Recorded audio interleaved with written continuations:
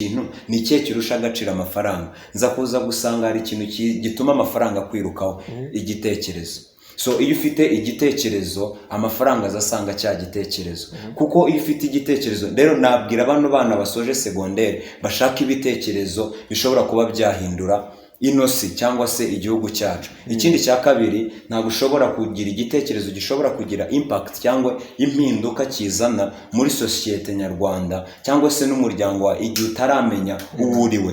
Kumenya uwo uriwe ntabwo ari ukuvuga ngo amazina. Abantu benshi igihe cyose iyo ubajije umuntu uwo ariwe akubwira icyo akora, ariko hari itandukaniro hagati y'uriwe n'icyo ukora. Urugero, ushobora kubaza umuntu urinde papi urinde ukavanda umunyamakuru, mu by'ukuri ubunyamakuru n'icyo ukora uriwe. So dusobanukirwa abo turibo. Iyo umaze gusobanukirwa uriwe, of course umenya ibyo ukwiriye gukora. Ni gute rero igitekerezo cyiza cyangwa ugira icyo gitekerezo kizana impinduka gituma amafaranga aza agukurikira, kuko akurikira cya gitekerezo nicyo cy'agaciro. Impamvu hano hantu turi hano kubw'igitekerezo.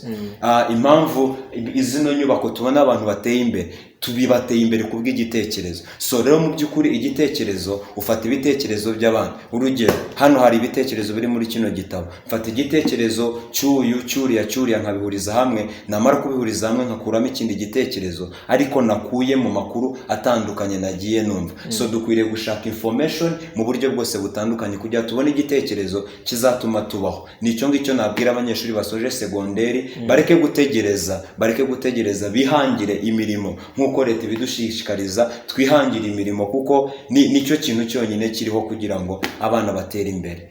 Alright, Mukristo Eric, wenda abavuze ku gitekerezo cyane, ariko ndaza no kugaruka ubundi iyo bana bavuga ngo igitekerezo cyangwa se idea, kuzana idea ni kimwe, ariko twamaze kubona imbogamizi z'abanyarwanda cyangwa se urubyiruko dukunda kugira cyane mu kigihe cy'ibiruhuko cyangwa se n'ibindi bintu bitandukanye.